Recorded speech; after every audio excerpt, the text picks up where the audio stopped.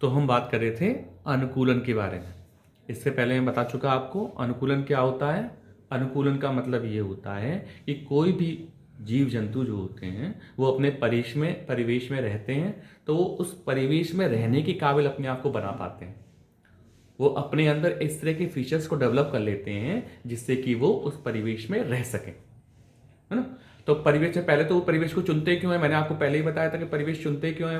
वो परिवेश चुनते हैं इस आधार पे चुनते हैं कि उनको भोजन उपलब्ध हो जाए, पूरी मात्रा में, पर्याप्त मात्रा में भोजन उपलब्ध हो, उनको शस्त्रों से बचाव हो सके, उनका जो उनके एनिमी हैं उनसे वो बच सकें। उसके अलावा अपना प्रजनन कर सकें, मतलब उनको एनवायरनमेंट ऐसा मिले कि वो अपना प्रजनन भी आगे कर सकें। तो ऐसी परिस्थितियों की तो परिवेश को वो चुनते हैं, फिर उस परिवेश में रहने लायक अपने आप को वो इस काबिल बनाते हैं कि वो परिवेश में रह पाए। तो हमने इससे पहले बात करी थी मछलियों के बारे में कि मछलियों ने किस तरह से अपने आप को ढाला है, किस तरह से मछलियां जो हैं पानी में सांस ले सकती हैं, क्योंकि उनके गिल्स होते हैं। वो इजीली पानी में से जो घुली हुई ऑक्सीजन होती है उसको ग्रहण कर सकते हैं और कार्बन डाइऑक्साइड उसको मिले पानी को बाहर निकाल सकते हैं, है ना। जैसे हम हवा से निकालते हैं, हवा हम अंदर लेते हैं, हवा बाहर निकालते हैं। तो हमारे पास क्या होते हैं, फेफड़े होते हैं। तो फेफड़े किस लायक होते हैं, फेफड़े हवा में से ऑक्सीजन को ले सकते हैं और कार्बन डाइऑक्साइड को बाहर निकाल सकते हैं। जबकि मछलियां क्या करती हैं, मछलियों में गिल्स होते हैं, गलफड़े जिन्हें बोलते हैं। तो वो पानी में घुली ऑक्सीजन को भी ले सकती हैं। वो इस काबिल बनी हुई है कि उनके पास गिल्स होने के कारण वो इस काबिल हैं कि वो पानी में घुली ऑक्सीजन को ले सकती हैं और अपनी एनर्जी की ज़रूरतों को पूरा कर सकती हैं। तो फिर मैंने आपको बताया था कि हम स्पेशल एक जानवर के बारे में बात करेंगे जिसको हम रेगिस्तान का जहाज भी कहते हैं। कैसे कहते हैं रेगिस्तान का जहाज? ऊंट को ऊंट रेगिस्तान का जहाज बोला जाता है। क्यों बोला जाता है? क्योंकि ऊंट ने अपने अंदर इस तरह की क्वालिटीज़ को डेवलप किया है कि वो उस हार्श टेम्परेचर में, इतने कठिन परिस्थितियों में भी आराम से रह लेता है, उसको कोई तकलीफ नहीं होती है। ऊंट को उन परिस्थितियों में रहने में भी कोई तकलीफ नहीं होती है। अब लगा लो, आप अंदाज लगाओ कि टेम्परेचर हमारे यहाँ पे 45 के आसपास पहुँच जाता है गर्मियों में, मई जून में, तो हमें कितनी कितनी दिक्कत होती है, बाहर निकल भी नहीं पाते हैं। और जो रेगिस्तान की बात करें तो वहाँ टेम्परेचर आराम से 50 के आसपास पहुँच जाता है, 50 डिग्री सेंटीग्रेड टेम्परेचर पहुँच पाता है आराम से। उस वातावरण में भी, तपती रेत में भी ऊँट जो है आराम से रह लेता है। उससे ऊपर और समस्याएं क्या होती हैं, रेगिस्तान में खाने पीने की कोई व्यवस्था नहीं होती, कुछ होता ही नहीं है। रेगिस्तान में क्या होता है, जब पानी नहीं है तो कोई भी वनस्पति नहीं हो पाएगी। पानी की भी बहुत शॉर्टेज होती है, पानी भी नहीं मिलता पीने के लिए, लेकिन उसके बावजूद ऊँट अच्छे से वहाँ पे सर्वाइव कर पाता है।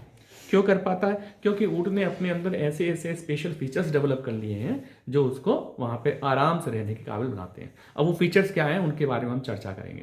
पहली बात है ऊँट का कूबड़। ऊँट के 1 या 2 कूबड़ होते हैं। आपने देखा होगा ऊँट की जो कमर होती है उसका एक हिस्सा उठा हुआ होता है। ऊँट तो देखा है ना सभी ने, तो उसके ऊपर का एक हिस्सा उठा हुआ, जो कमर होती है, जो उसकी बैक होती है, जो वो उठी हुई होती है थोड़ी सी। किसी ऊँट में 1 होती है, कुछ ऊँट होते हैं उनमें 2 होती है ना। वो कोई दिक्कत नहीं है, 1 या 2, 1 कूबड़ हो सकते हैं या 2 कूबड़ हो सकते हैं। तो वो क्या करता है ऊँट, उस कूबड़ में क्या होता है, वसा का स्टोरेज रहता है। तो इन केस अगर खाने की या पानी की नहीं मिल पाती, उपलब्धता नहीं हो पाती है, तो ऊँट जो है उस वसास को का प्रयोग करके अपने खाने और पीने की ज़रूरतों को पूरा कर लेता है। उसके अलावा क्या होता है कि ऊँट में पसीने की ग्रंथियाँ न के बराबर होती हैं, नगण्य होती ही नहीं है लगभग, ये मान लो आप, जिससे कि पसीने के रूप में पानी की बर्बादी नहीं होती है। ऊँट जो मूत्र करता है अपना, वो काफ़ी गाढ़ा होता है जिससे कि पानी की बर्बादी से बचा जा सके। ठीक। उसके अलावा जो ऊँट की चमड़ी होती है वो काफ़ी मोटी होती है, ऊपर की तरफ, ऊपर हिस्से में चमड़ी, जो बाहरी हिस्से हैं उसमें काफ़ी मोटी चमड़ी होती है उसकी, जिससे कि धूप का, गर्मी का सीधा असर उस पर नहीं पड़ता है। अच्छा, नीचे की तरफ की जो चमड़ी होती है, पेट वाली जो चमड़ी होती है, वो थोड़ी हल्की होती है। वो हल्की क्यों होती है? जिससे कि हीट को तुरंत वो हटा सके, निष्कासित कर सके, हीट को उसको वहाँ से रिलीज कर सके। ऊपर से तो हीट को आने नहीं देगा, लेकिन गर्मी तो है ना, वहाँ पे गर्मी तो बहुत है, तो वो पेट के साइड से चमड़ी जो हल्की होती है वो हीट वहाँ से आसानी से रिलीज हो जाती है। ऊँट के अंदर एक क्वालिटी क्या होती है कि वो एक बार में बहुत सारा खाना भी खा सकता है और एक बार में लगभग 46 लीटर पानी पी लेता है। उस पानी को वो अपने पेट में ही कहीं पे स्टोर कर लेता है। उस स्टोरेज से क्या फ़ायदा मिलता है उसको कि इन केस अगर जब पानी की बहुत कमी हो जाती है, पानी मिलता ही नहीं है बिल्कुल, तो वो उस पानी को यूज़ कर लेता है। ठीक है। उसके अलावा रेगिस्तान में क्या होता है, बहुत ज़्यादा तेज़ आंधियाँ चलती हैं, हार्श टेम्परेचर होता है, तो टेम्परेचर का प्रेशर तो आपको मालूम है, प्रेशर डिफरेंस होता है वहाँ पे, तो वहाँ बहुत तेज़ आंधियाँ चलती हैं। तेज़ आंधी चलती है तो धूल उड़ती है उस आंधियों के साथ में, तो उसकी आंखों में पलकें तो होती हैं, पलकों के साथ साथ एक निमेशक पटल भी होती है। आप कभी गौर करना, आप अपने आप, हमारी भी निमेशक पटल होती थी किसी टाइम पे, जो अब हमारा अवशेषीय अंग है। आप कभी शीशे में देखना अपने, तो देखो इस कोने पर एक आपको गुलाबी रंग की झिल्ली सी दिखाई देगी, यहाँ इस कोने पर आँख पे। तो वो झिल्ली को आप कभी जब अपने शीशे में देखें अपने आप को आप, तो आप अब की बार गौर करके देखिएगा, यहाँ पे एक झिल्ली होती है जिसको हम बोलते हैं निमेशक पटल। तो ये पलक तो होती है, ये तो पलक तो है ही, साथ साथ एक अंदर झिल्ली और होती है। तो झिल्ली का काम क्या होता है, ये झिल्ली जो है जब कंडीशन खराब होती है, पानी है या धूल मट्टी है, तो ये झिल्ली चढ़ जाती है आंखों के ऊपर। तो एक पारदर्शी झिल्ली होती है जिसके आर पार हम देख सकते हैं, तो देख भी सकते हैं, और जो गंदगी जो धूल मिट्टी है वो भी आंखों के अंदर नहीं आती है। ठीक है। हमारे पास ये निमेशक पटल जो होती है, ये होती है, लेकिन ये अवशेषी अंग के रूप में होती है, जो अब काम नहीं करती। हो सकता है पहले कभी हमारे पूर्वजों ने इसका प्रयोग किया हो। तो लेकिन जो ऊँट होता है, ऊँट में ये झिल्ली बहुत अच्छे तरह से, बढ़िया तरीके से काम करती है। उसके बाद ऊँट में और बहुत सारी चीज़ें होती हैं, जैसे कि ऊँट के शरीर में जो नथुने होते हैं वो उस तरह के होते हैं, वो नथुनों को बंद कर सकता है और खोल सकता है। जब धूल भरी आंधी चलती है तो वो नथुनों को बंद कर देता है, जिससे कि उसकी नाक में धूल मिट्टी न पहुंच पाए। ठीक है ना। तो ये सारी स्पेशल क्वालिटीज़ हैं जो ऊँट ने अपने अंदर डेवलप कर ली हैं, जिससे कि ऊँट आराम से रेगिस्तान में रह पाता है। दूसरा मैंने बताया था आपको पक्षियों के बारे में, मैंने कहा था ऊँट और पक्षियों के बारे में हम एक साथ चर्चा कर लेंगे। तो पक्षियों में क्या होता है, पक्षियों ने भी अपने अंदर इस तरह के फीचर्स डेवलप कर रखे हैं जो उनको उड़ने में आसानी देते हैं, और जो उनका शिकार है, शिकार को पकड़ने में भी मदद करते हैं। पहली अगर हम बात करें तो जो पक्षी जो होते हैं उनका शरीर नौकाकार होता है, स्ट्रीमलाइन बॉडी होती है जो हवा को आराम से चीर लेती है और उड़ने में उनको मदद करती है। उसके अलावा जो अगले, जैसे हमारे आगे की, इनको लिम्स बोलते हैं, ये हमारे अगले लिम्स हैं, और ये पैर जो होते हैं उनको पीछे के लिम्स बोलते हैं, है ना। अग्र और बैक, ये दो लिम्स होते हैं हमारे। तो पक्षियों में जो ये जो हाथ का जो हिस्सा है हमारा, इस टाइप का जो होता है, वो पंख के रूप में डेवलप हो जाता है ना, और वो बहुत मजबूत मांसपेशियों से जुड़ा होता है जो छाती की तरफ होती हैं। पक्षी को अगर आप कभी देखें, कबूतर वगैरह को अगर आपको कभी पकड़ने का या कभी देखने का मौका मिले, तो आप उसके इस जगह पे देखिएगा, यहाँ पे छाती की जगह पे बहुत मजबूत मांसपेशियाँ होती हैं, काफ़ी उभरा हुआ हिस्सा होता है, क्योंकि उभरा इसलिए होता है क्योंकि मांसपेशियाँ काफ़ी मजबूत होती हैं इस जगह पे उसकी। तो मजबूत मांसपेशियों से क्या होता है कि वो अपने पंखों को फड़फड़ाने में उसको हेल्प मिलती है।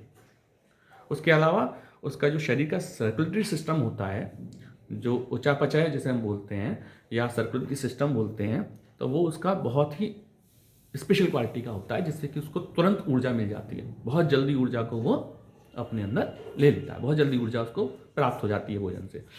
तो उसका हीमोग्लोबिन बहुत ज़्यादा होता है, पक्षियों में हीमोग्लोबिन की मात्रा ज़्यादा होती है, जिससे कि उनका ऑक्सीजन और कार्बन डाइऑक्साइड का जो ट्रांसपोर्टेशन है वो इजीली हो पाए और बहुत सारा उनको एनर्जी मिल पाए। उस पक्षियों में अपने शिकार को पकड़ने के लिए चोंच, पंजे होते हैं, डेवलप्ड पंजे होते हैं, चोंच होते हैं, जिससे वो अपने शिकार को पकड़ सकते हैं।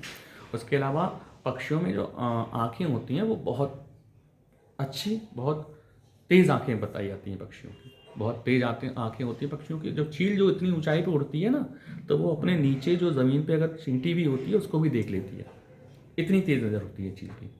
तो इससे उन्हें मदद मिलती है जब वो ऊपर आसमान में उड़ते हैं और नीचे कोई उनका शिकार जो होता है वो अपने शिकार पे फोकस कर सकते हैं उतनी ऊंचाई से, क्योंकि उनकी नज़रें काफ़ी तेज़ हैं, और जब ज़रूरत पड़ती है तो उस शिकार को झपट कर ले सकते हैं, उड़ सकते हैं। तो ये सारी क्वालिटीज़ हैं पक्षियों में, जो पक्षियों को। अच्छा, पक्षियों के बारे में एक बात और मैं आपको बताऊं कि पक्षियों में जो यूरिनरी ब्लैडर होता है, यूरिनरी ब्लैडर या जिसे जो पेशाब की थैली बोलते हैं, वो नहीं होता। हम अपने पेशाब को रोक सकते हैं। रात में हम सोते हैं तो पेशाब को रोक ही तो लेते हैं, रोकते नहीं होते, चलते फिरते थोड़ी पेशाब कर लेते हैं। लेकिन पक्षियों में ये कंडीशन नहीं होती है। पक्षियों के अंदर यूरिनरी ब्लैडर जो होता है, पेशाब की थैली जो होती है, होती ही नहीं है। तो वो जो है उड़ते उड़ते ही मतलब वो अपने पेशाब को रोक ही नहीं सकते, उनका पेशाब बनता है वो तुरंत उनको ड्रॉप जो है छोड़नी पड़ती है। तो इससे फ़ायदा भी मिलता है। इससे पक्षियों को क्या फ़ायदा मिलता है, जो गर्मी, जब तीव्र गर्मी पड़ती है तो जो पक्षी जो है अपने पैरों पे पेशाब को गिरा देते हैं। तो आपको वाष्पोत्सर्जन तो मालूम है ना, जब वाष्पोत्सर्जन की क्रिया होती है तो भाप बन के उड़ जाता है, लिक्विड जो है भाप बन के उड़ता है, तो उस जगह पर ठंडक हो जाती है। उसी सिद्धांत पे हमारे कूलर काम करते हैं, है ना। तो वो यही प्रोसेस से अपने शरीर को ठंडा रख पाते हैं। तो ये पक्षियों में अनुकूलन की बात हो गई। ठीक, अब इससे आगे हम एम्फीबियंस में अनुकूलन की बात करेंगे। तब तक के लिए